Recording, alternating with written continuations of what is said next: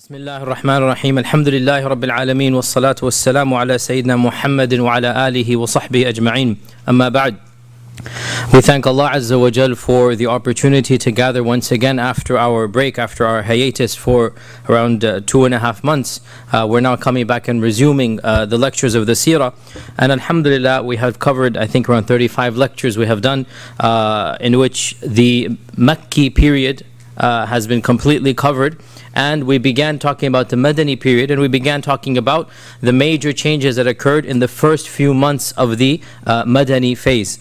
And the most important of these was a new emphasis of the political freedom of the Muslims. For the first time, the Muslims have political freedom.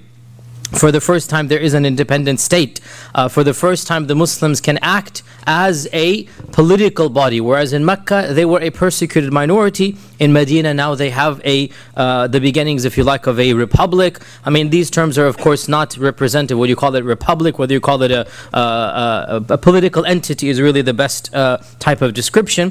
And as I had already mentioned in the last few lessons that we did, there were two threats facing them. One of them internal and the other external. And each one of these threats we will discuss in the next few weeks. As for the internal threats, Medina was not yet unified under the Prophet ﷺ, and in fact there would always be a group of people who were not happy with the changes. And these are, of course, who are they? The munafiqun, the hypocrites, right? The hypocrites did not want status quo to change. They wanted the old ways. And the Prophet ﷺ had to deal with them until the very end of his life ﷺ. And of course, internally as well, we said that there was the other tribes that were not Arab, nor were they Muslim. Primarily, these were the Yahud tribes. And of course, in the next 4 or 5 years, the Prophet will have to deal with them as well. This will be another tangent or another important portion of the Sirah. These are the internal difficulties. The external difficulties, of course, primarily right now, it is only Mecca. Right now, it is only Mecca. But slowly, in the next few years, the entire Arabian Peninsula will become involved. So we need to understand that the animosity at this stage is unique. Mecca and Medina, the Quraysh and the Muslims. Slowly but surely, for the first time in human history, never before has this ever happened, the entire Arabian Peninsula will become polarized between two camps. And this polarization is the precursor to the unification. Okay, all of this is going to be discussed inshallah in the next few, actually towards the very end when we get there. The unification of Arabia, which never happened in the history of humanity, it happened for the first time under our Prophet Muhammad sallallahu alaihi wasallam. So how did all that happen? Of course, primarily through these military expeditions, and that is why the history of the Madani Sirah is almost 80 to 90% a history of military battles. And this is the reality that we have to deal with, that we would like to know so much more information, but again, the chroniclers only recorded that which was the most important from their perspective, and from their perspective, the Madani phases, probably 80% of it is simply one battle after another, and we will try our best to try to extrapolate the rest of the incidents as they occur. To summarize what we had discussed in the last lesson, because we need to understand that before we begin the Battle of Badr, there were some minor skirmishes. 2 or 3 are extremely important to understand before we get to Badr. The first of them is the Sariyatun Nakhla. Who can remind me what was the Sariyatun Nakhla? Who can remind me? Sariyatun Nakhla. This was the very last episode that we did, the very last halaqah about the Sirah. One of the Sahaba was killed when Prophet sent the something happened. Something happened, I like this. Something happened sometime. Some Sahaba were sent to find out information outside of Mecca. What happened? They were lost. They were fighting. You're getting confused. They were not lost. 2 of them became lost, but the rest of them got to Mecca. Yes. And then what happened outside of Mecca? So they found an unexpected caravan. right? And they raided the caravan and they killed one person in the caravan. They killed one person and they raided the caravan, small mini caravan, probably 8-9 camels. And so complete surprise expedition. The caravan was not armed. They gathered the expedition, the war booty, and they brought it back to the Prophet, and the Prophet said, I didn't tell you to fight. I didn't tell you to kill the people. And why was this problematic? Well, it was problematic because it occurred in the sacred months, right? It occurred on the very last day of the sacred months. The very last day, yes, and then Allah revealed, يَسْأَلُونَكَ عَنِ الشَّهْرِ الْحَرَامِ قِتَالٍ فِيهِ. So this is the Sariyatu Nakhla. The other incident that we need to remind ourselves of is the Ghazwatul Ushayra. The Ghazwatul Ushayra, and again, we already discussed this before. The Ghazwatul Ushayra is the part 1 of the Battle of Badr. How so? The Prophet ﷺ knew that the caravan of Abu Sufyan is going northwards, towards Syria. So the Ghazwatul Ushayra was the intended caravan on the way up. And the Battle of Badr was the same caravan on the way down. Okay? So the Ghazwatul Ushayra set up Ghazwatul Badr. Ghazwatul Ushayra is phase 1. But it didn't happen because by the time the Prophet got there, Abu Sufyan had heard the news and he fled quickly, took another route. And so Ghazwatul Ushayra, the Prophet never actually met the caravan. Other minor things happened and he formed some alliances and tribal agreements. And so there was a success, but there was no military conflict in Ghazwatul Ushayra. And so what happened because of Ghazwatul Ushayra? Abu Sufyan was on high alert. These days we can say code red now. Right, high alert. Why is he on high alert? Because he already knows that the Prophet is interested in his caravan. And the concept of targeting caravans, this is something that goes back even before this. And one of the interesting incidents that I didn't mention before, because we don't have a particular time when it occurred. We have a rough idea. It occurred the first year after the Hijrah. When exactly, we don't know. Shows us that the targeting of the caravan was something that even the Ansar were thinking about, not just the Muhajirun. Even the Ansar were ready to start targeting the caravan. What is this incident? It is narrated in Sahih Bukhari that Sa'd ibn Mu'adh, and who is Sa'd ibn Mu'adh? He is the leader of the Ansar. Sa'd ibn Mu'adh is the most vibrant, dynamic leader, the up-and-coming leader of the Ansar. That Sa'd ibn Mu'adh was a close friend with Umayyah ibn Khalaf. Umayyah ibn Khalaf. Umayyah ibn Khalaf was the owner of Bilal, this famous Umayyah ibn Khalaf. He was a close friend of Umayyah ibn Khalaf in the days of Jahiliyyah. And the two were business partners. So whenever Umayyah would go north, he would stop over in Medina and stay at the house of Sa'd. And whenever Sa'd would go to Mecca, he would stay at the house of Umayyah ibn Khalaf. So they had a good friendship from the days of Jahiliyyah. One time in the first year after the Hijrah, we don't know exactly when, Sa'd went down to Mecca, perhaps for business trips, perhaps for some other reason, and it was the custom of the time that they would always do tawaf. They would always do tawaf.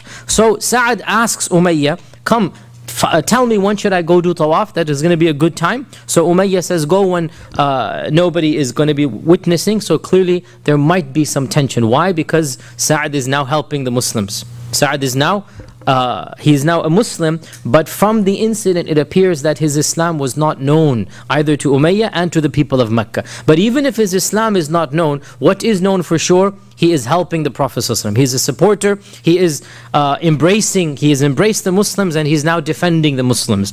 So he asks Umayyah, when can I go to tawaf so that there won't be any tension, any hostilities? So Umayyah says, let's go right in the heat of the sun when everybody will be asleep. So they go at noontime, al-Dhahira they call it, which is when everybody takes a nap. And lo and behold, Allah Azza wa Jal wills that they meet the very worst enemy, and that is Abu Jahl.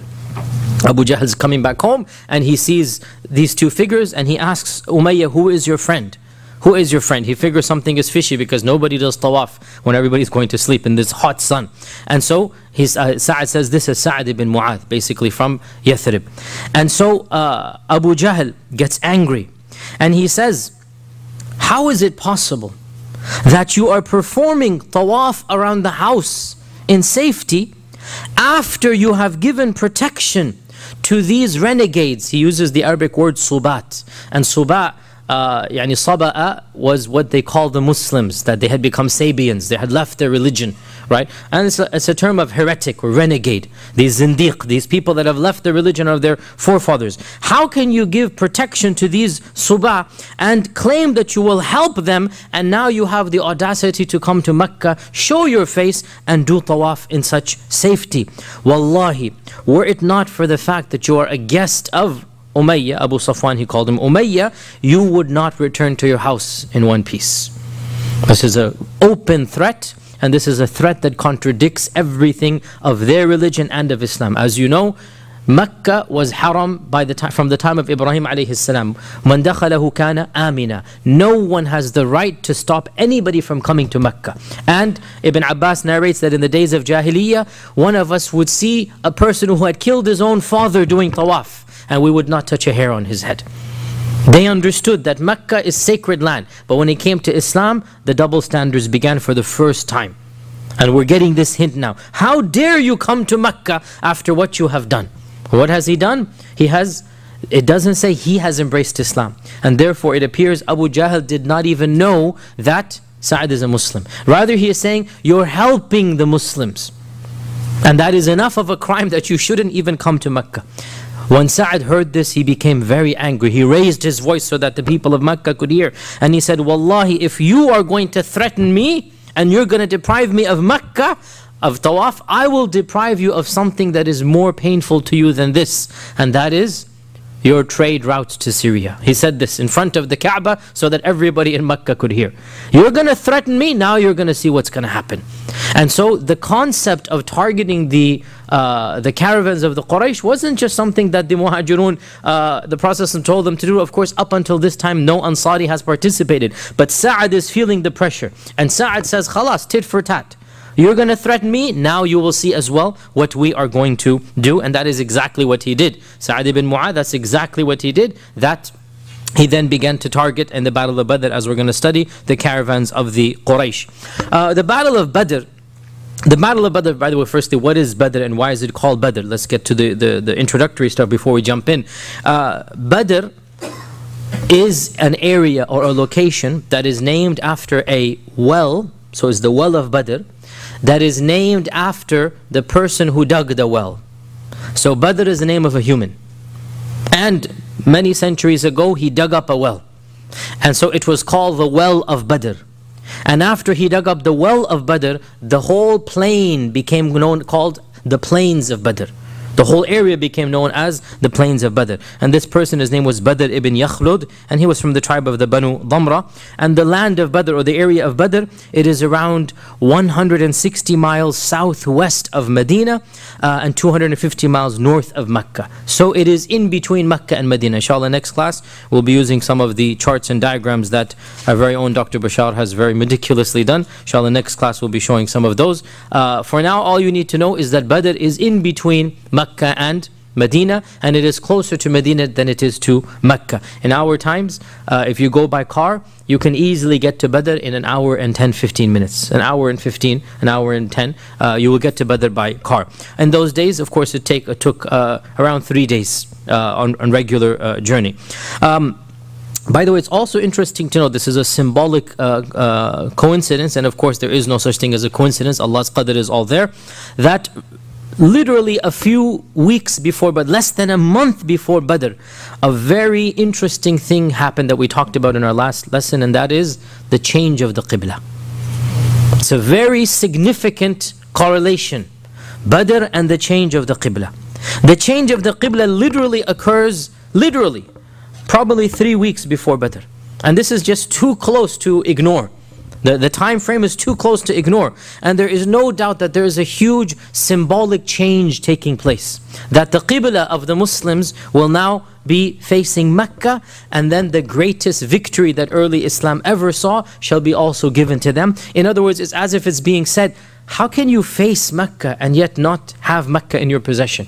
How can you face the Kaaba and yet the Kaaba be polluted by idolatry? And so Allah Azza wa Jal blessed them with that great victory right after the changing of the Qibla. It's as if there is a sign or an indication that now that the Qibla has changed and you've won over Badr, slowly but surely, eventually Mecca as well will be yours. You're not only facing it spiritually, you will physically also obtain the city of Mecca, and that is of course exactly what happened.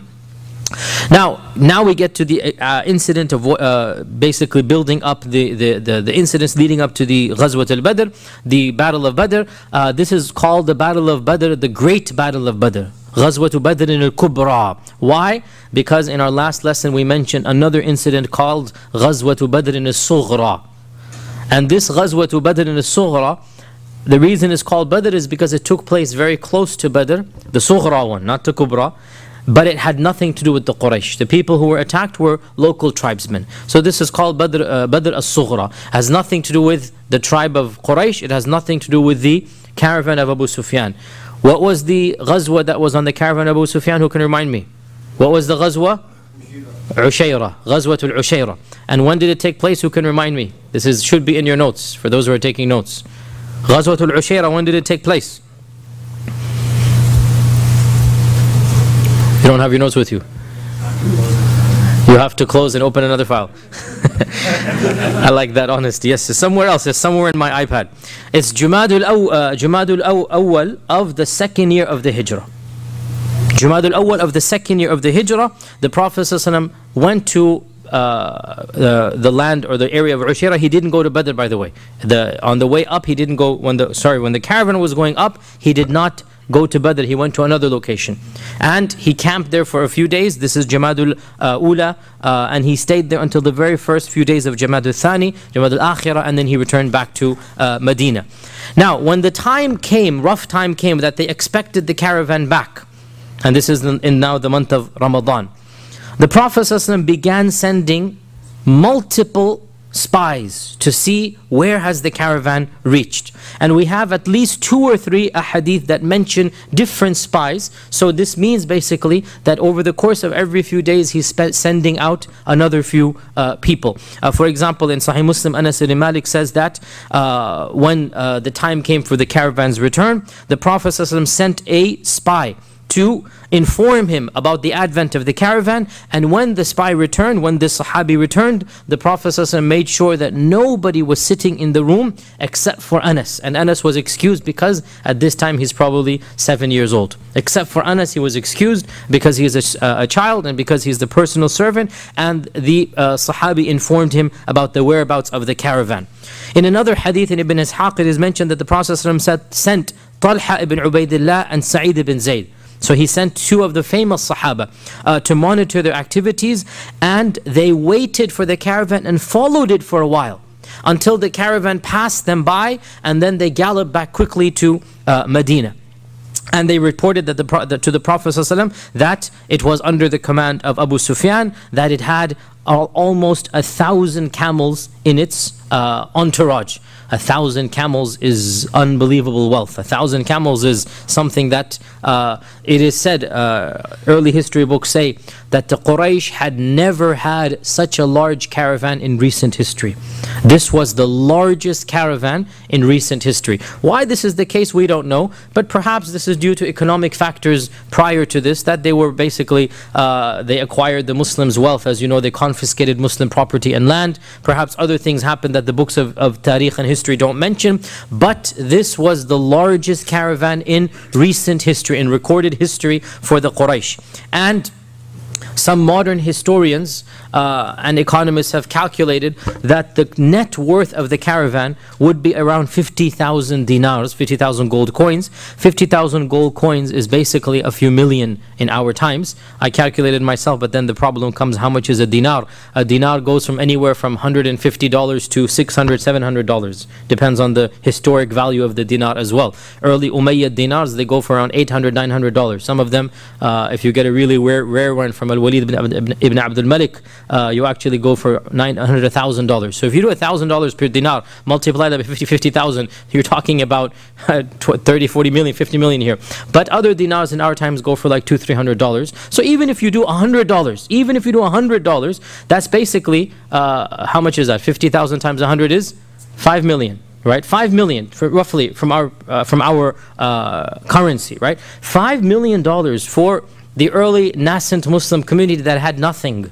You're talking about changing the entire treasury, really, of the early Muslims, right? So we can understand why the Prophet ﷺ was so eager. Now, in our last lesson, we had already talked about how non-Muslim Orientalists have skewed and have attacked the Prophet ﷺ for saying he's a highway robber. And this is ridiculous, because after what the Quraysh have done, this is the least that is to be expected. He's only targeting the Quraysh, he's not targeting anybody else. And frankly, most of that wealth was directly confiscated from the Muslims anyway. That's probably one of the main reasons why the caravan has so much money.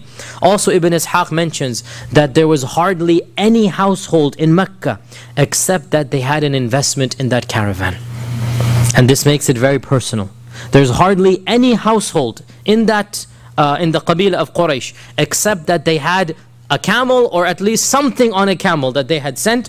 And again, I don't need to remind you, this was their main source of income. Back in those days, they didn't have salaries and paychecks. You literally got money in bulk, once a year, twice a year. This was their main money. Everybody who had any money would purchase goods and then invest in this caravan. Send it over to Syria, purchase other goods, send it back to Yemen. This is how the people of Mecca obtained their wealth. They are not farmers, they are not cultivationists, they are people who are trading rihlat al-shita'i wal-sayf. This is their backbone and livelihood. And the Prophet knows full well that if he were to acquire this caravan, what's going to happen? Number one, he will bring the Meccan economy to a screeching halt, completely gone. Every single household and Qabila has invested. And number two, he will bring all of that fortune to the Muslim economy. And of course, that is exactly why he was so eager to obtain this wealth to help the Islamic cause. So Talha bin Ubaidillah, Sa'id bin Zayd, they rushed back to the Prophet ﷺ and they informed him that Abu Sufyan is now coming with 1,000 camels and that he will be at such and such a place. And so the Prophet ﷺ immediately gathered together the Sahaba and said, now here's a little bit of contradiction, what exactly happened. According to one report in Sahih Muslim, the Prophet ﷺ did not announce where he's going. And he said, we have a mission to undertake, so whoever has his animal ready should come with me. And some of the Sahaba said, Ya Rasulullah, my animal isn't ready, it's in another place of Medina, let me go get it ready. And the Prophet said, no, only those whose animals are right here and now, we're leaving right now. So that's the version of Sahih Muslim. In a version of Ibn Ishaq, the Prophet ﷺ said to the Sahaba that, هذا عير قريش, this is the caravan of the Quraysh, قد أدبرت عليكم, it's coming back to you, and it has in it the money of the Quraysh, so let us go out to meet it, perhaps Allah will give it to you. How do we reconcile? Allahu Alam, is very simple to do that. It seems, and Allah knows best, that when he stood in the masjid, he did not announce who or where or what. Because in the masjid there could be munafiqun, there could be hypocrites, there could be spies, there could be still Medina still has idol worshippers. Medina at this stage still has idol worshippers, as we'll talk about. One of the main turning points of Badr is that after Badr, all of the idol worshippers basically converted to Islam, i.e. munafiqun. That's exactly what happened, right? After Badr, when shirk could not exist in Medina. So up until Badr, there are still idol worshippers. There are hypocrites. There are other groups there. So the Prophet ﷺ did not make any public announcement. Rather, he said, we have a mission. Whoever wants to go, let's go. But there's one condition. You need to be ready right here and now. Literally, let's leave right now. And that is the ultimate surprise tactic. Not even the Sahaba knew where they're going. Then when the army leaves Mecca and the Prophet can see that it's now contained who he is with, then he announces to them, this is the caravan of the Quraysh, it's coming back, let us go and attack it, perhaps Allah Azza wa Jal will bless you. And so Allahu Alam, and by the way, this is not what most of the books of Sirah mention. Most of the books of Sirah ignore the report of Sahih Muslim, but the report of Sahih Muslim is very explicit, and that is the Prophet ﷺ did not mention where he's going. Whereas the one in Ibn Ishaq says he's mentioning where he's going. So Allahu Alam, the way you put this together, which actually makes a lot of sense, he didn't mention in the beginning until finally they left the city, and then he mentioned. And this shows us again and again and again. It shows us the meticulous planning of the Prophet. We have seen this in every major incident. We've seen this in the Hijrah. We're going to continue to see this. We've seen this in the Bay'atul Aqaba. When he did the Bay'atul Aqaba, he stationed Ali in one place, he stationed Hamza in another. He has all of this meticulous care taking place, even though he's Rasulullah ﷺ, and he could put his trust in Allah without doing anything. But that's against the Sunnah. You do everything you can and then you put your trust in Allah. You tie your camel and then you tawakkal ala Allah. So the Prophet ﷺ didn't even tell the Sahaba until they are outside of the city. He uses the utmost surprise and caution. As Anas said, he caused everybody to exit the room when the first spy came back, so that only he could hear the news. Nobody knew where they're going until finally, when the caravan is right upon them, instantaneously he says, whoever's ready, let's go. He didn't even give them preparation. Why? Well, because this was easy prey. There were only 40 armed guards to this 1,000 caravan envoy. That's nothing. Why would the Quraysh do this is a good question I don't have an answer to. Why would they do this? Because the time is tense. You would have thought that they would have been more thoughtful in this regard. Allahu A'lam what is the reason. But the fact of the matter is, there were only 40 armed guards, if you like. There were 40 warriors, right, guarding this caravan. 40 for 1,000 camels. Like, do the math yourself. That's basically one person for how many? 20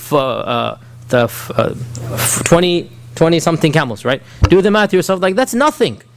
That's nothing. And so the Prophet realized, if we only have, 200-300 people, which is what happened at Badr, that's all we need. And they don't even have to be armed to the hilt. And so whoever's ready, just go home, get your stuff and let's go. That's exactly what happened. And that is why we understand Badr was not meant to be a war. Badr was not meant to be a battle. Badr was meant to be confiscation of 1,000 camels. Badr was meant to be a quick, easy. When they would have seen 300-400 men, they would have gone helter-skelter. Those who wanted to make a stand would have died there. And then the entire 1,000 camels are taken by the Muslims. What is needed is speed and urgency. What is needed is that the Quraysh not find out. Right? And Allah Azza wa Jal willed other than this for a wisdom that was known to Him. And we see it clearly in the aftermath of the Battle of Badr. So, this sudden, instantaneous message explains why none of the Sahaba really was armed to the hilt. None of the Sahaba had their armor on.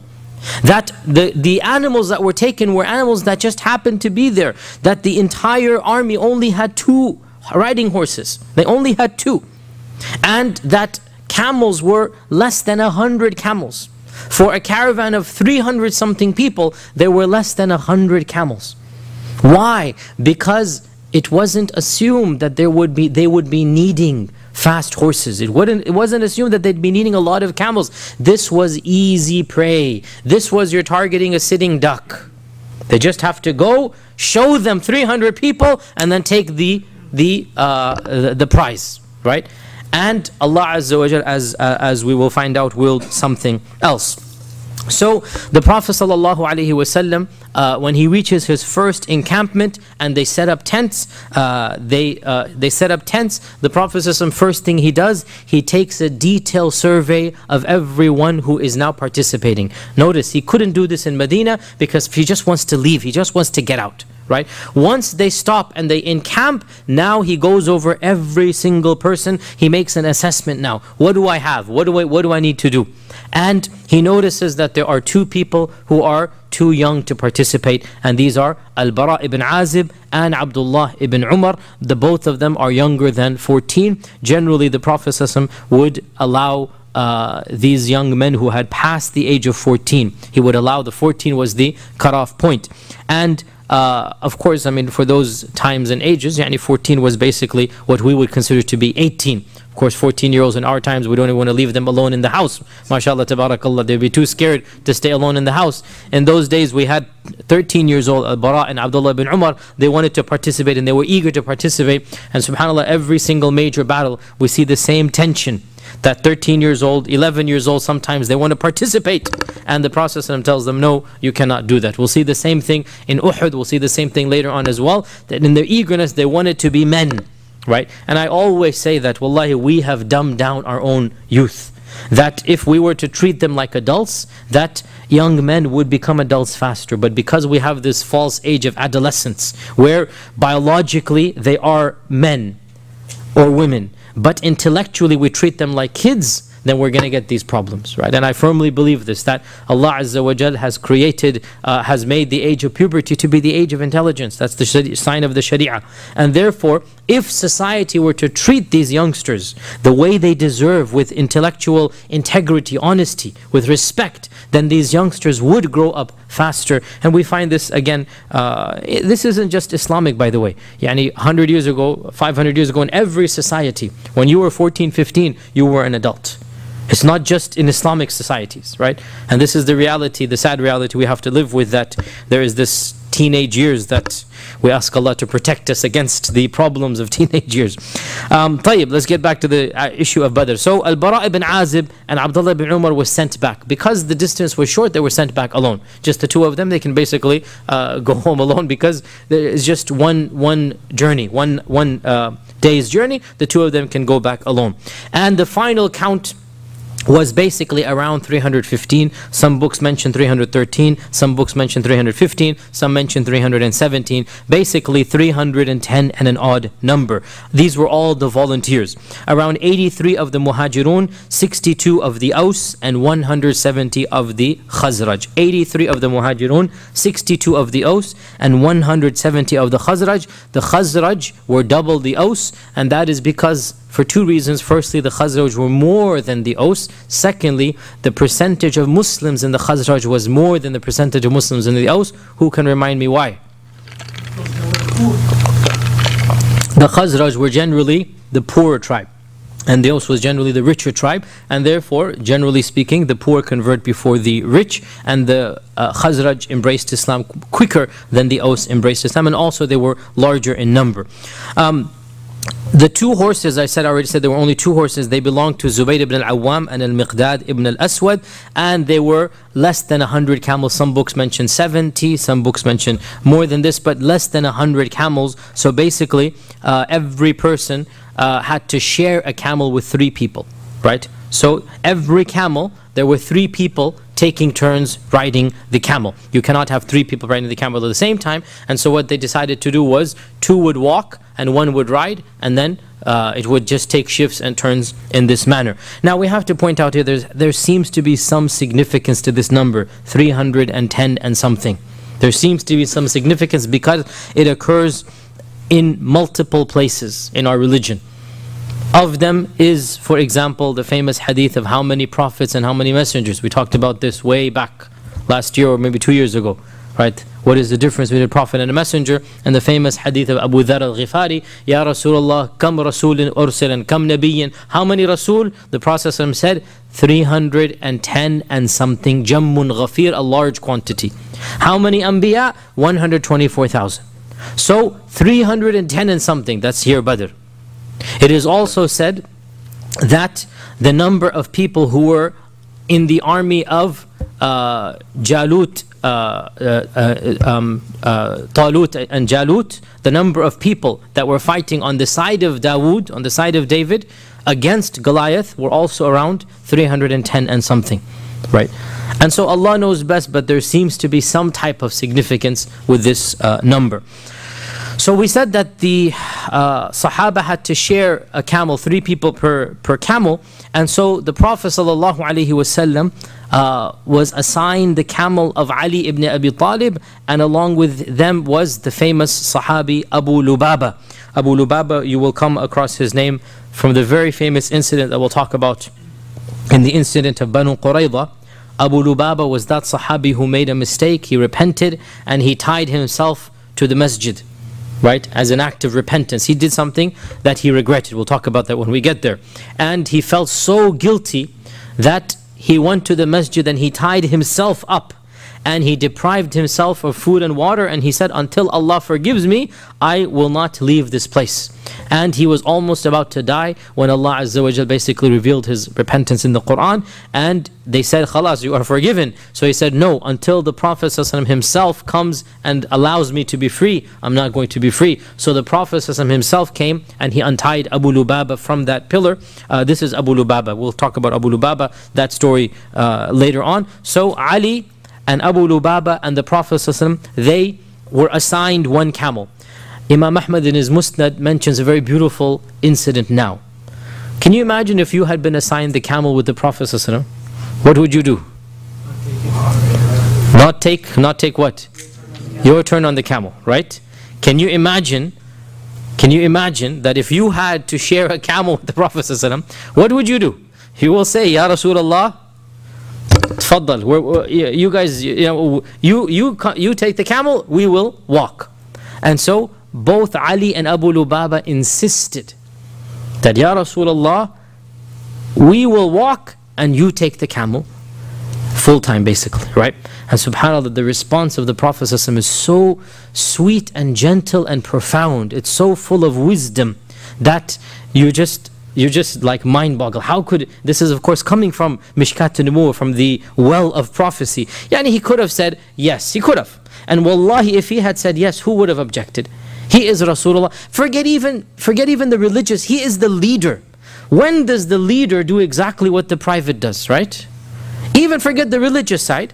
A general in the army, right, the 5-star general, never ever travels the same way as the private. This is understood, like you work your way up to the top and then after that you're given the red carpet treatment and everybody accepts it. Added to this is the religious side, that he is Rasulullah sallallahu alaihi wasallam, Khatamun Nabiyyin, Sayyidu Waladi Adam, on and on and on, right? And so if anybody had done this, nobody would have objected that the Prophet is riding and the other two are walking. Alternatively, he could have said, no, let's be fair, let's share. He could have done that way as well, just be blunt and say, no, I disagree with this, let's be fair and let's share. And he could have been strict with that. But he allowed them to share in a manner that was very sweet and very beautiful. He smiled back at them and he said that the two of you are not any younger than I am, you're not any stronger than me, and I am not, now this is a double negative, in any less in need of the ajr than the two of you. I'll repeat what he said. The two of you are not any younger or stronger than I am. We're all equal men here. Pause here. By the way, technically that's not true, because how old is Ali? Yeah. 20, 21. 20s, late 20s, or yeah, mid-20s. Mid-20s by now, right? And the Prophet is now, how old is the Prophet? 55, 54, 55. So even technically Ali, we don't know the age of Abu Lubaba. Abu Lubaba, we don't know his age at this time, but we can say he's a middle-aged man. So technically the Prophet is the senior of them in age as well. But he says, the two of you are not any stronger than I am. Now that is possibly true in terms of physical strength, yes. And neither am I in any less need of the rewards from Allah that I will get if I walk. And so when he said this to them, they had no response to this. So how are you going to respond when he says, I'm doing this for the ajr just like you? We're all three men here. We're all three of roughly equal physical strength, right? And so I need the ajr as well. And so he insisted that they take turns on this one camel. And that was his way of enforcing the fairness, the equitable treatment. And of course, it goes without saying, subhanAllah, can you imagine here the psychological repercussions of the Prophet ﷺ walking? Imagine if you were in that army now, in that caravan now, the heat, the desert sand, the thirst, the trouble. Now you see the Prophet ﷺ walking. What are you going to do? That you cannot complain. You cannot complain. By the Prophet ﷺ walking with the army, khalas, that's it. Now there is nothing you can do now, right? And again, this is the wisdom, and this is exactly, no doubt he is Rasulullah ﷺ, but why was he respected? Well, because he acted like Rasulullah ﷺ as well, right? He could have, as they say, pulled his rank, right? He could have, and who would have complained? Honestly, who would have complained? But no. And as exactly what Allah says, you are the role model, you are the one who is gentle, merciful. So he walked along with all of the rest of the army, and there was nothing different from him than from the rest of the Muslims. And subhanAllah, when you have a leader like this, what is going to happen? Abu Bakr, Umar, Uthman, they live the same lifestyles. When Umar goes and conquers Jerusalem, look, who is he learning this from, right? Who is Umar learning this from? That when he gets to Jerusalem and his slave is on the camel, what does he tell the slave? Hey, it's not fair, it's your turn, correct? And he walks into Jerusalem, and the people of Jerusalem think that the slave is Umar and Umar is the slave, because what leader in the world would walk leading in his slave while he is walking? Where did Umar learn this from? He has the best teacher, the best master, the best muallim, and that is the Prophet sallallahu alaihi wasallam. Another interesting point here as well, by the way, before we move on again, this is one of the problems of Sirah, is that the Sirah is composed of many small incidents, right? So we need to draw a larger picture by mentioning disconnected incidents, right? And then we just try to put them together. Another disconnected incident that is a precursor to the Battle of Badr, and we have a lot of benefit from this, very deep benefit, especially for the times and the place and the political climate that we are living in. And that is the lack of participation of two people in the Battle of Badr. And that is Hudhayfa ibn al-Yaman and his father, al-Yaman ibn al-Hakam.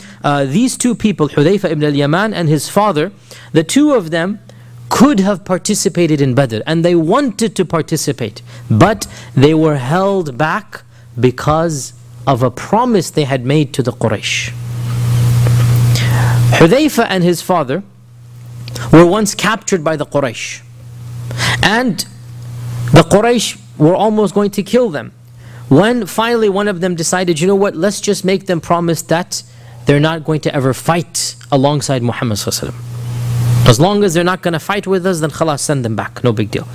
So they didn't really have, Hudhayfa is not a muhajir, by the way. Hudhayfa is neither, this is a longer story, but Hudhayfa and his father, not Hudhayfa, his father is not from Mecca, nor is he from Medina. He came to Medina in the days of Jahiliyyah because of a crime he had committed, so he abandoned his tribe and he basically came to Medina. He was adopted by the people of Medina, and then he became a Sahabi. He accepted Islam, and then his son Hudhayfa accepted Islam. So the two of them are neither Makki nor Madani, quite in this sense. They're neither Qurashi nor are they Aus and Khazraj. So when the Quraysh capture them, they don't have any direct animosity. Like, these are people who are caught up, basically. So one of them has sympathy and says, okay, you know what? We're not going to kill you, even though you're Muslim. We're not going to kill you. This is, of course, before the Battle of Badr, a few months before the Battle of Badr. We're not going to kill you, but you have one condition. And that is, you will never fight us alongside the Prophet ﷺ. Right? You're not going to join the Prophet ﷺ fighting us. And so when the Prophet ﷺ heard, when they returned back from the Quraysh, and the Prophet ﷺ heard this, the Prophet ﷺ basically did not allow them to participate in any of these ghazawat. And this shows us that a Muslim is upon his word and promises. A Muslim is never a traitor. A Muslim is never a traitor. They gave their word. And once they gave their word, even in times of great trial and difficulty, they did not take up arms and fight against the Quraysh. In the Battle of Uhud, we'll talk about exactly what happened and we'll clarify some points there. But any type of offensive battle that was taking place, Hudhayfa and his father did not participate, and therefore they remained back in Medina.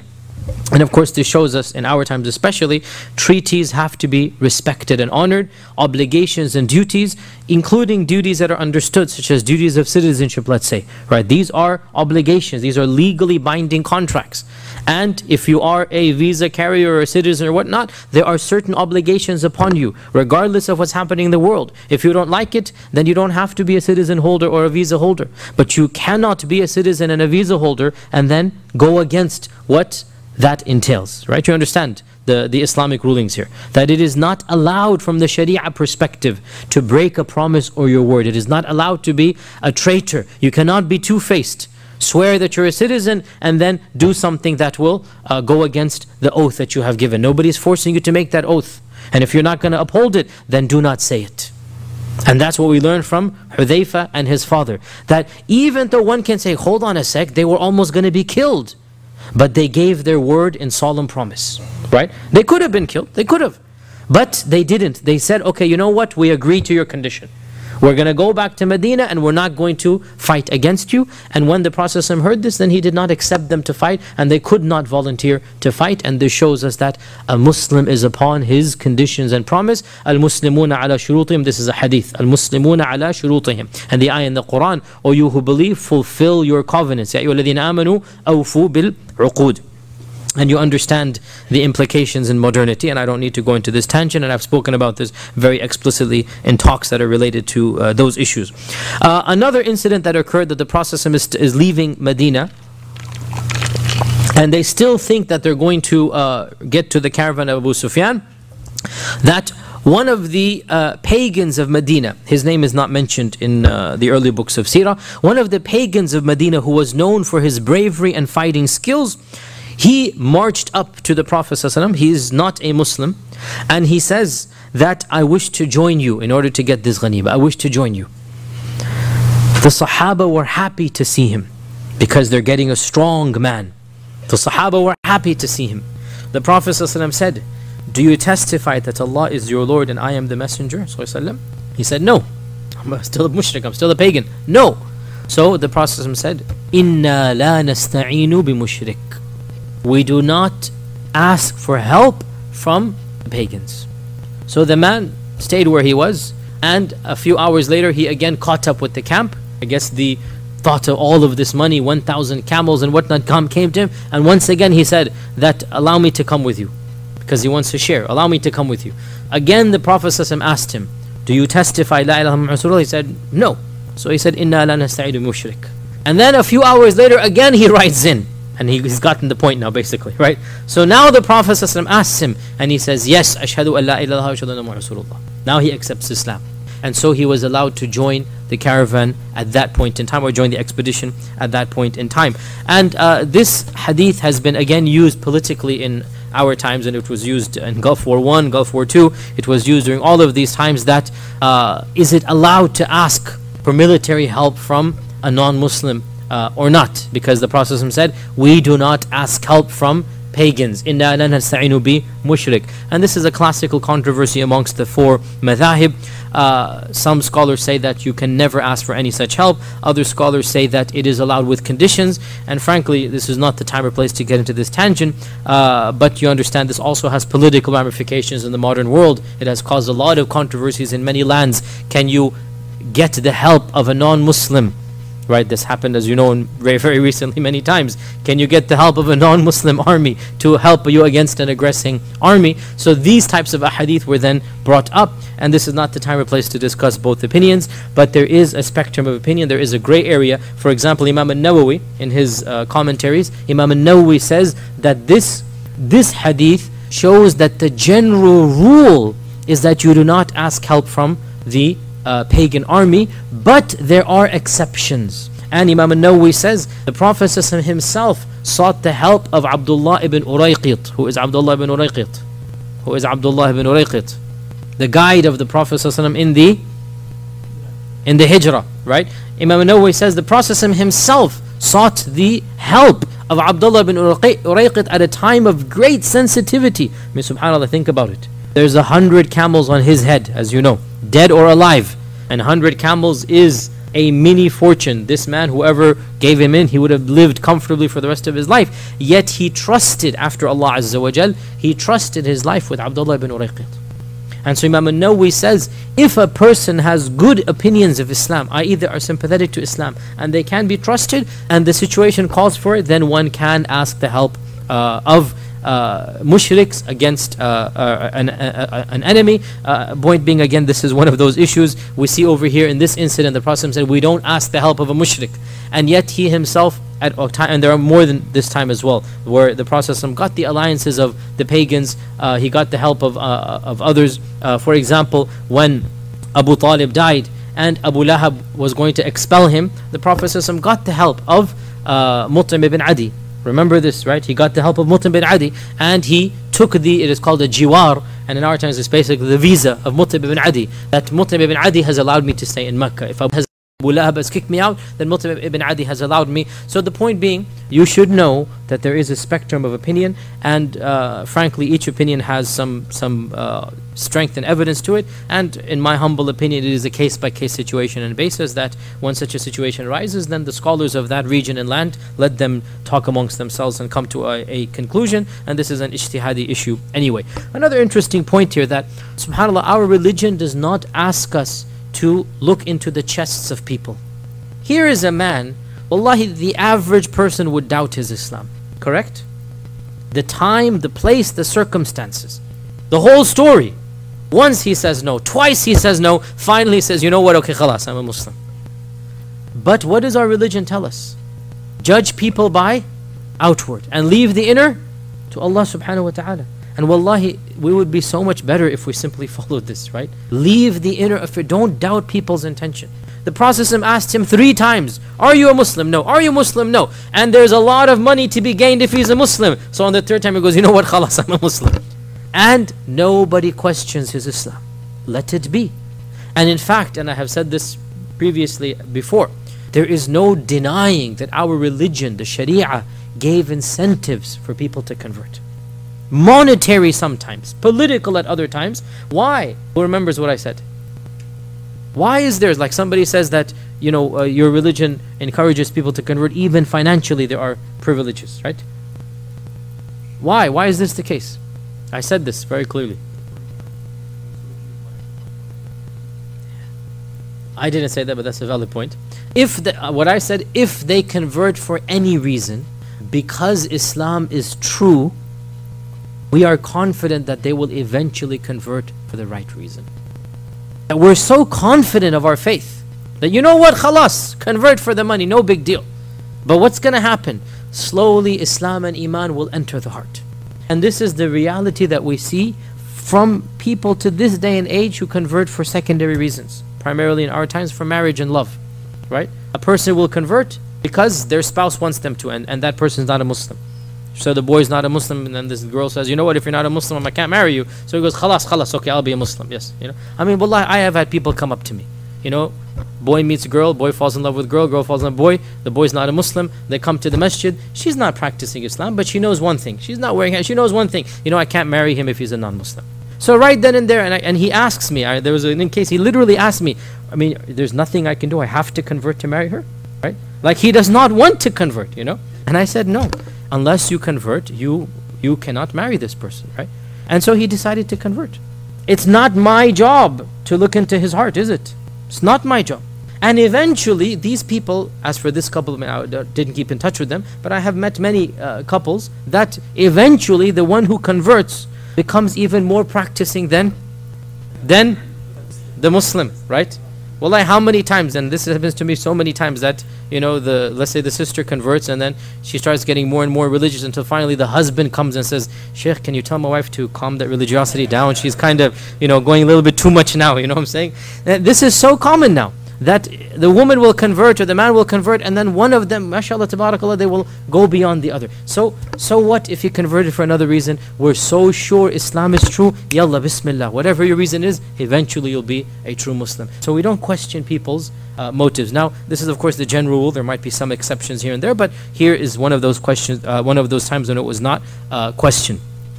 Getting back again to the issue of Badr, the Prophet ﷺ, looking at the various reports, it seems that we can guesstimate that he left Medina on the 12th of Ramadan.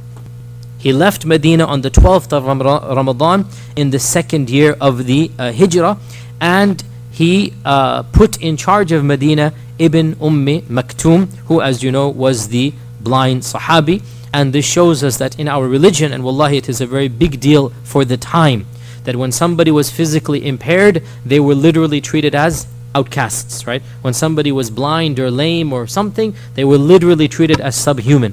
And the very fact that the Prophet ﷺ chose a blind person and put him in charge of Medina, wallahi, we can clearly say that our religion was very forward thinking for the time, right? That it did not take these personal faults, if you're, well, not false is not a good word, but these, what's the technical term I'm forgetting?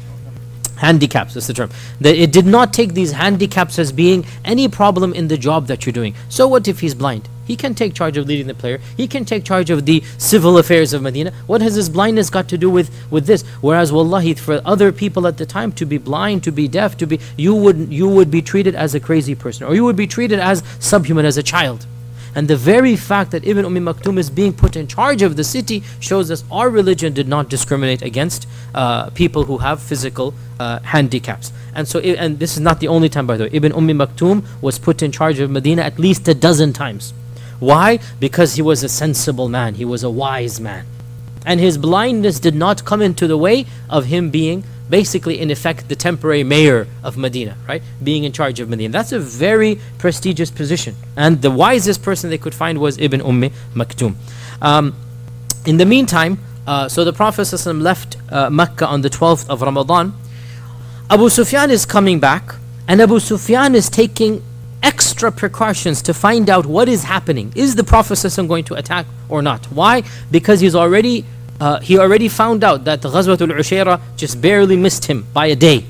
The Ghazwatul Ushayrah, he literally saved it by the skin of his teeth, as they say. One day, otherwise he would have been caught, right? And so, Qadar Allah, Ghazwatul Ushayrah was the warning for Abu Sufyan. That was what sent him off his warning bells. That on the way back, Abu Sufyan took extra precautions, so much so, he would send spy parties out to spy on the spies.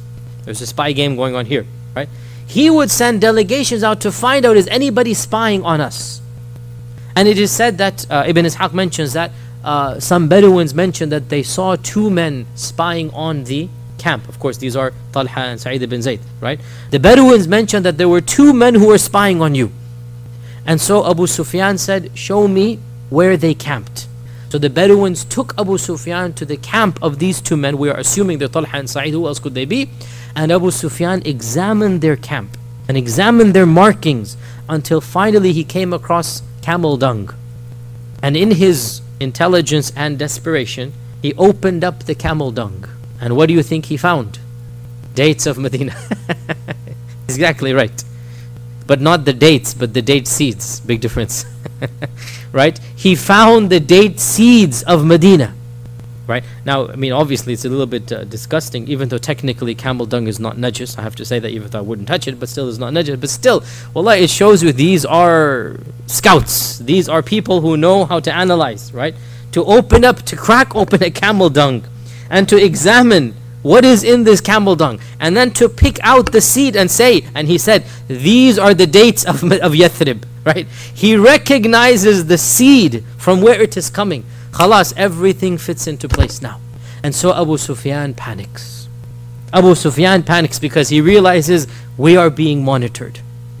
And therefore this panic causes him to go into overdrive mode. And he does two things, both of which Qadar Allah saved him, but Allah's Qadar was also there. It brought about the biggest disaster to the Quraysh, right? In saving himself, he brought about the biggest disaster to the Quraysh that Allah blessed the Muslims with. So he did two things. The first thing that he did is that he took an unknown route. Immediately, as soon as he found out this is happening, he hired a local guide and he says, get us out of here. Take us from the shore. And he went from a much farther route. He basically bypassed, and inshallah next week we'll show the maps that Dr. Bashar meticulously has drawn or PowerPointed or whatever, that he basically bypassed the entire city so that he wasn't even close to where the Prophet ﷺ would have been. And the second thing he did is that he sent for reinforcements. He sent for reinforcements. And how did he send for reinforcements? He sent his fastest rider, who had the fastest camel, and that is Damdam ibn Amr al-Ghifari. He sent Damdam to go to Mecca and to announce to the Quraysh that unless they do something, their caravan will be confiscated. Unless they send reinforcements, your money has now been destroyed. And so Damdam immediately proceeded on the fastest camel possible, and really it was very fast, because think about it, that this is probably taking place around the 10th, I mean 2-3 days before the Prophet leaves, because again these are the two spies. Soon as the two spies come back, literally as soon as they come back, what does he do? He goes to the masjid, he says, right now, let's go. Somebody says, I want to pack my bags. No, right now, let us go. right? Look at the quickness. He doesn't want the news to get to Abu Sufyan. So within 2-3 days, Damdam must have reached Mecca. Mecca, the same day they make the decision, within 3 days they come back and they're at Badr. This is super fast speed. And this we'll discuss inshallah in the next lesson. We have one more thing for today inshallah, and that is events happening in Mecca before Damdam arrives. One thing happens in Mecca before Damdam arrives that sets the stage, and that is the dream of Atika binti Abdul Muttalib. Atika, the aunt of the Prophet sallallahu alaihi wasallam, and the full sister of Abdullah and Abu Talib.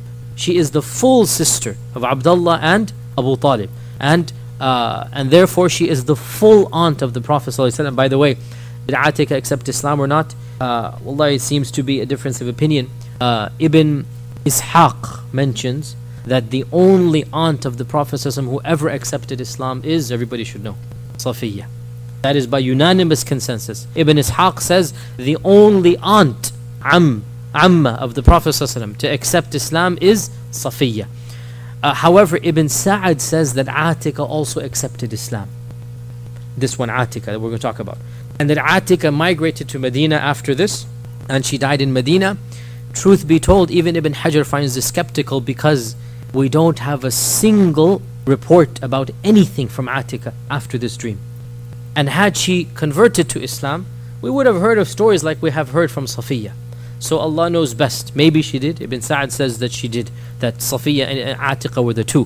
Whereas Ibn Ishaq is the earlier and the greater authority. Ibn Ishaq says none of the aunts of the Prophet ﷺ accepted Islam other than Safiya. So keep this in mind, and Allah knows best whether she accepted Islam or not. One thing for sure, we never hear of her after this dream. This is the only incident that we hear of her, and after this she is basically what happened and when she died and whatnot. We don't have any indication, and anyone who can say had she been a Muslim, then this would have been preserved with more care. But in the end, indeed, Allah knows best. So what dream did Atika see? Atika had a dream 3 days before Damdam's arrival. 3 days before Damdam arrived in Medina. So they have no clue what's going on. She woke up flustered and agitated. And she called her brother Abbas, the uncle of the Prophet ﷺ. She was close to Abbas. She was the closest to Abbas in age and in bond. So she called Abbas. And she said that I saw a nightmare. I saw a dream that I'm very concerned. It's making me very scared. Abbas said, what happened? Tell me. So she said that in my dream I saw that a crier had come to Mecca. That a crier is going to come to Mecca, in 3 days. So she predicted, in 3 days a crier will come to Mecca racing on his camel. So she's seeing the crier, she's seeing the camel, and she knows it's going to be in 3 days. And he first goes to the masjid and he cries out in the masjid, Ya Ghudar, O you traitors and betrayers, people who have betrayed. O traitors, meet your death in 3 days from now. So 6 days from when she's saying this. 3 days and then 3 days. Go out and meet your death in 3 days from when I'm announcing this, right? Go out and meet your death. And then she said, the crier was on top of the Kaaba. So first he's next to the Kaaba. Then he's on top of the Kaaba and he says the same thing. Then he's on top of the mountain of Abu Qubais. The mountain of Abu Qubais, you still see it in Mecca. When you go to Mecca, you will find that small mountain that you can see from the Haram. This is the mountain of Abu Qubais. He is on the mountain of Abu Qubais. And the mountain of Abu Qubais was the highest peak in the immediate vicinity. And many times when they wanted to make a very major announcement, they would go to the sometimes Abu Qubais mountain and sometimes to Safa and Marwa, which is closer. Abu Qubais is a little bit farther outward.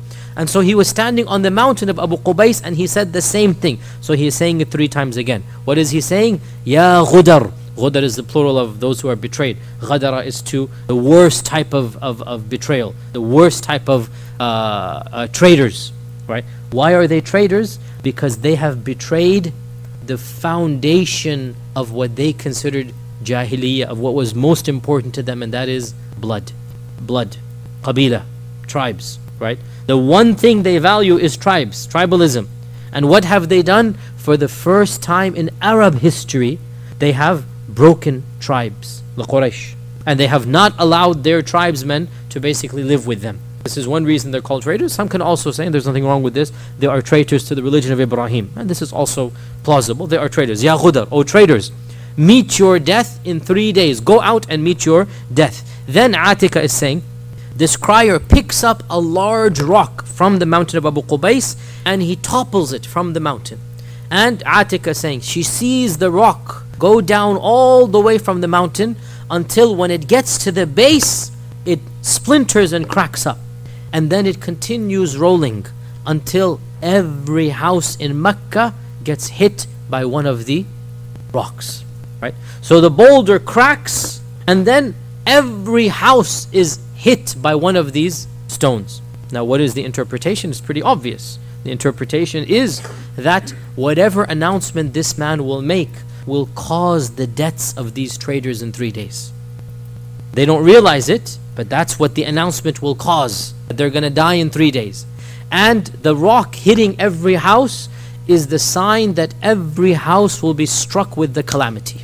What calamity? The death of multiple people in the household. Not a single household of the Quraysh was spared in the Battle of Badr. Every household had deaths.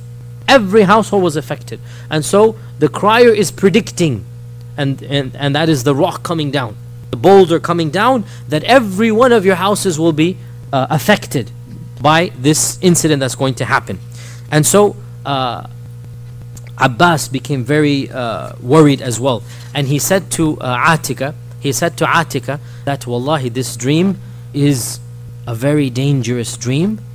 And I am worried, if you tell it to people, you will get into trouble. So keep it to yourself. Don't tell anybody about this dream. It seems like a very dangerous dream. And it is said that Atika used to see these regular dreams. And we know that seeing dreams is something that Allah blesses people with. Seeing dreams that can be interpreted. The king at the time of Yusuf saw these dreams, right? The king at the time of Yusuf was not a Muslim, and yet he saw these dreams. Being a Muslim, non-Muslim doesn't mean these dreams can come to non-Muslims as well. And so Atika sees this dream. So Abbas says, don't tell anybody because I'm worried what will happen if people hear about it. Yet, being the man that he was, he could not follow his own advice. He tells Atika to be quiet, but he goes and tells his best friend, and that is Al-Walid ibn Utbah, and he says, oh Al-Walid, please don't tell anybody else. You see where this is heading, right? And so Al-Walid says, yeah, I'm not going to, promise, I'm not going to tell anybody. And Walid goes and tells his father Utbah, and he tells his father, look, Abbas made me promise. So basically you get the point here. Within a short period of time, the whole city of Mecca is now gossiping about this strange dream. You want to keep a secret? Keep it a secret from yourself and to yourself. That's the only way to keep it, right? You tell 2 people and that's it, the secret is out. So Abbas was the one who opened up the doors to telling the secret, even though he's the one telling Atika, don't tell anybody. So Abbas still thinks that nobody knows because he has only told Al-Walid. Yet within a few hours it spreads and gossip, and the whole people of Mecca are now talking about this strange dream of Atika. However you want to interpret it, there's clearly doom and dread. Oh traitors, meet your death in 3 days. That's not a positive dream, right? And a rock comes and smashes into every house. That's not a good dream. So you don't need to be an expert in dream interpretation to know that this dream is against the Quraysh, right? So the Quraysh are not too happy at this dream. Abbas doesn't know that they're not too happy. In any case, he goes to sleep. By the time he wakes up, everybody in the city is gossiping. But he still doesn't know. He goes around his business, buying and selling. Then he decides to, as he usually does, as was the custom of most of the Arabs and Quraysh at the time, to do tawaf after Asr. Just go and do tawaf. This was their custom. So he goes and he does, and he's going to do tawaf when he sees Abu Jahl surrounded by his entourage, his minions. And Abu Jahl says, Ya Abbas, when you're done, come here. Abbas figures what's going on. He still doesn't get the point that the dream might have reached Abu Jahl. He does tawaf, and then he comes to where Abu Jahl had called him. And Abu Jahl says to him that, O children of Abdul Muttalib, again the Banu Hashim, since when did you get a female prophetess as well? You understand the sarcasm here? Okay, we get the point. You think you have a male prophet. Since when did you get a Nabiyyah as well? A female prophetess. Abbas says, what do you mean? It's like, it's caught now. What do you mean? And of course, Abu Jahl is going on and on. He's like, are you, he said, Ya Bani Abdul Muttalib, O children of Abdul Muttalib, are you not satisfied? Isn't it enough that you have men who claim to be prophets, but you're not satisfied with that? You now want women to be predicting the future as well? If it is true that a crier will come after 3 days, then it will happen, it is true. But if it does not happen, then by Allah we will write basically we'll say a sign in those days, and we will place it on the Kaaba, the door of the Kaaba, that the Banu Abdul Muttalib are the most lying of the Arabs known to man. He is angry, Abu Jahl. And he says, if this does not happen, then we are going to publicly shame you. Enough is enough. You already claim to have one prophet. Now you're going to bring forth another prophetess, a female prophet. Al-Abbas, narrating the hadith himself later on, he says, I was caught off guard, and so I denied everything. This is what happens when you're caught in a lie. You just deny. No, you're mistaken. Whoever told you, she didn't see any dream. Right? He denies everything. But the news of what Abu Jahl has done to Abbas and humiliated Abbas and humiliated the Banu Abdul Muttalib, because again, Abu Jahl belongs to which tribe? Everybody should know now. Banu Makhzum. Abu Jahl belonged to the Banu Makhzum. So the Banu Umayyah, Abu Sufyan and all of them. Abu Jahl belonged to the Banu Makhzum. So the Banu Makhzum and the Banu Hashim have their rivalries.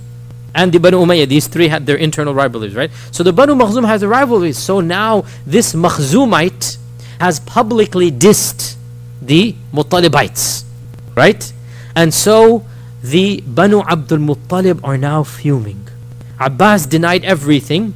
Before he even gets back to his house, the women have heard what just took place. MashaAllah, how news spreads. And when Al-Abbas comes back, the women began lashing out at him. And they literally say, are you not a man? Where is your manhood? Could you not defend your own women? Now it's not a matter of dreams, it's a matter of tribalism now. Right? Forget what Atika saw. Where is your man? Have you no shame? They literally said, don't you have muru'ah? Have you no shame? You were dissed and your sister was dissed and the whole Banu Abdul Muttalib were dissed, and you just stand there and take it?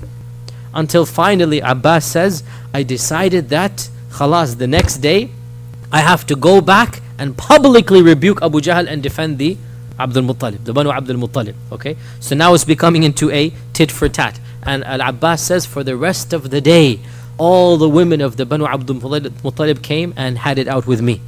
The whole clan came and basically said, you have to do something. Have you no shame? This and that. So now he is now thinking, what can I say tomorrow? And so the next day, he wakes up and the first thing he does, he walks straight to the Kaaba to find Abu Jahl. And he's narrating, this is in the first person, it's narrated in the Mustadrak of Al-Hakim, it's in the first person. And Al-Abbas says that, when I came to the masjid, I saw Abu Jahl in the distance. As soon as he saw me, he turned pale, turned his back to me, and walked away. Abbas is saying, what is the matter with him? Doesn't he have the courage to face me now? Now he thinks his bravery has got the better of him, right? And I went to go face him when I finally saw what had caused Abu Jahl to go pale. What was that? It's now the third day. It's now the third day. The second day, Abu Jahl rebukes him. Then he wakes up, it is the third day. And the crier has already arrived. Abbas has not heard him yet because he's walking out. Abu Jahl has already heard him. And so Abu Jahl is so embarrassed, he cannot even face Al-Abbas, right? And the crier is none other than, of course, Damdam.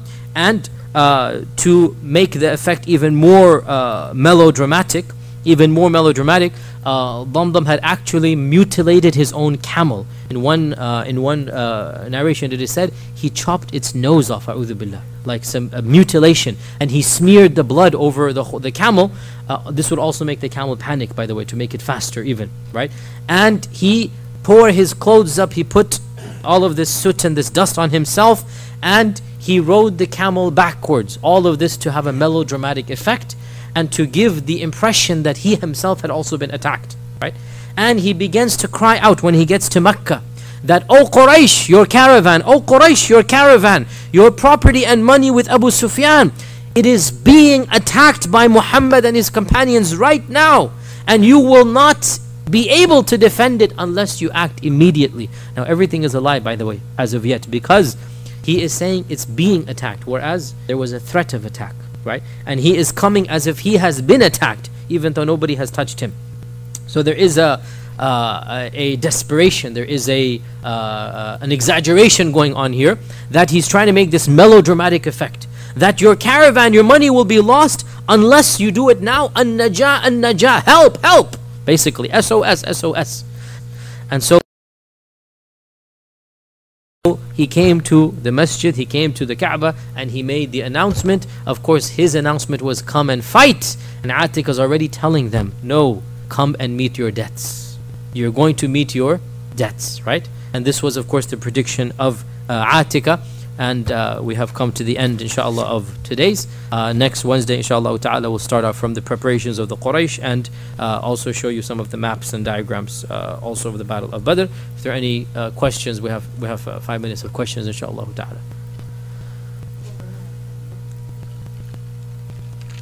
Abu Jahl, Amr ibn Hisham.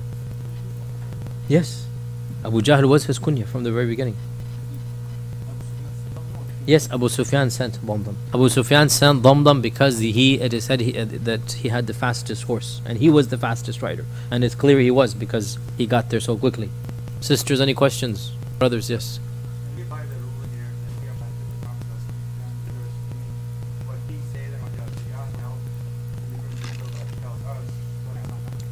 So this is a question of usul al-fiqh, and the question is, does the ruling upon the Prophet ﷺ differ from the rulings upon the other Muslims? The response is, there are some elements of the Sharia, some aspects of the Sharia, where what is unique to him is different than what he legislated upon us. So there are certain hadith that have been interpreted in this light, that was unique for the Prophet ﷺ, and it was not something that we need to follow. But these are exceptions and not the rules. And generally speaking, when these exceptions exist, he himself points it out. And the most famous example is that of wisal, which is fasting 2-3 days non-stop, right? Or it is explicit in the Quran, where Allah says, خَالِصَةً لَكَ مِن دُونِ الْمُؤْمِنِينَ. It's in the Quran, special for you, only for you, and not for the other believers. خَالِصَةً لَكَ مِن دُونِ الْمُؤْمِنِينَ.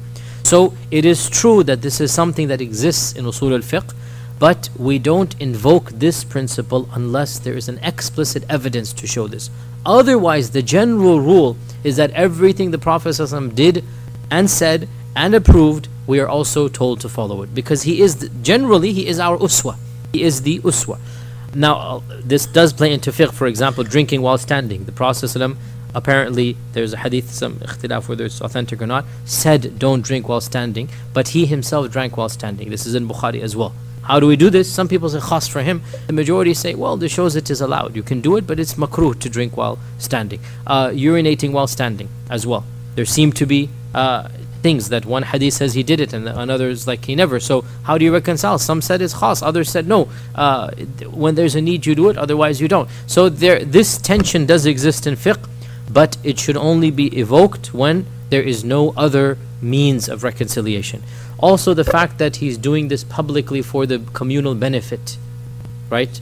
Allahu A'lam, this cannot be used in this case. Allah knows best. Yes.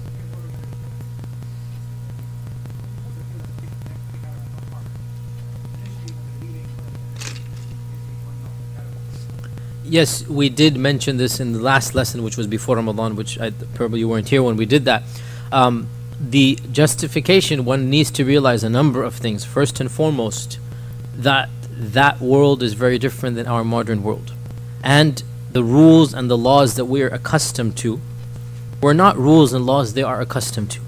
And it is unfair to read in our ethical values into their time and place. It is unfair to assume we have a higher standard than they did, which is what many of our people of our contemporary times think. No, they had a different standard and different style of living, and attacking caravans was something that every group did with another group they didn't have a treaty with. There was no government in Arabia. There was no unified government in Arabia. And this was the law of the jungle. That's exactly what Ja'far said to the king, right, when he went to Abyssinia, that the strong devours the weak. And Islam came and brought about a system of government. And Islam came and said it is haram to do this once the system of Islam is established. Okay? But in that establishment, Islam did have to go on the offensive and defensive. And the attacking of the Quraysh is both a defense and an offense at the same time. The Quraysh are not a neutral tribe. The Quraysh have caused all of the sufferings and damage to the Muslims. The Quraysh have persecuted the Muslims for 13 years. The Quraysh have not allowed the Muslims to live. The Quraysh have expelled the Muslims. The Quraysh have confiscated the property of the Muslims without paying them a penny in return. And that is probably why this was the largest caravan, right? So this is a state of war going on. And the Quraysh knew it. That's why Abu Sufyan himself is taking precautions. Okay? So there is no treaty that is being broken. There is no understanding that is being contradicted. Rather, the understanding is if you can get it, you're going to get it. Both the Quraysh and the Muslims knew this, right? So, really there's nothing problematic at all. And that is the least that we can expect after all that the Quraysh has done. There is not, even according to modern standards, if you look at what the Quraysh has done to the Muslims, yani this is a state of war. And in a state of war, this isn't collateral damage, no. Yani we don't even need to get into what is happening in modern times and sanctions against countries where hundreds and thousands of children are being killed. Why? Because of the one dictator in person. And this is what is happening now is much worse, under the guise of democracy and whatnot. So frankly, there's nothing at all surprising at what is happening, and it is justified even in terms of modern laws. And Allah knows best. Okay, yes, go ahead.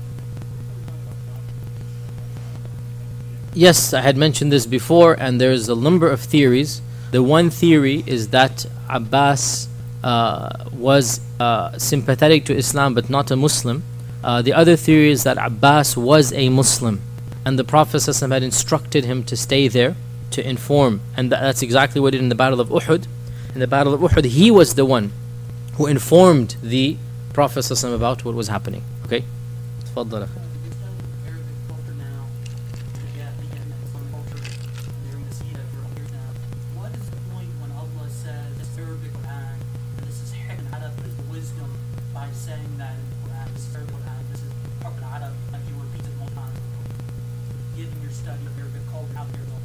The question is, what is the wisdom in saying the Quran is Arabic?